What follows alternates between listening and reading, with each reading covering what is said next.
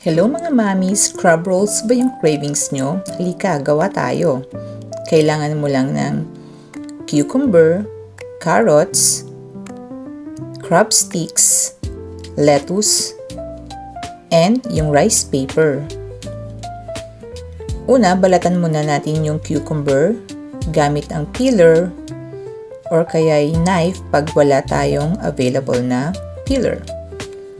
Ganon din yung gawin natin sa carrot. Yung crab sticks naman natin, lagyan na natin siya ng mainit na tubig para ready na siya mamaya.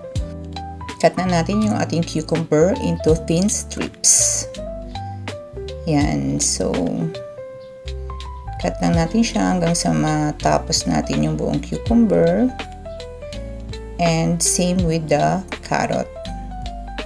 Slice lang natin siya ng maninipis and then yan, ready na yung ating carrots and cucumber. Yung crab sticks naman natin ay cut natin siya ng pahaba into half. So naglagay lang ako ng water dyan para i-dip natin yung ating rice paper to soften. And lagay na natin yung ating lettuce,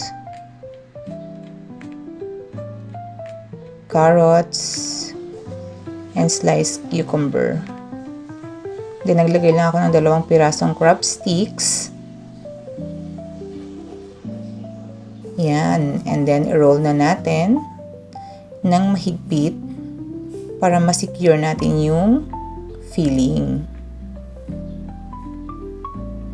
Yan. So, ulitin lang natin yung process hanggang sa maubos natin yung ating mga ingredients.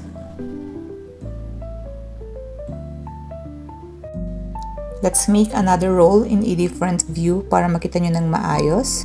So, I put lettuce, carrots, cucumber, and then crab sticks. And then roll. So, optional, pwede kayo dito maglagay ng sliced mangoes or mangga para mas may different taste siya. So, ayan, tapos na. And then, slice natin into half. And ito na yung ating delicious crab rolls. For the dressing, gagawa ko dito ng sesame dressing. And syempre, yan yung aabangan nyo sa aking next video. And that's all. Thank you for watching. Bye-bye!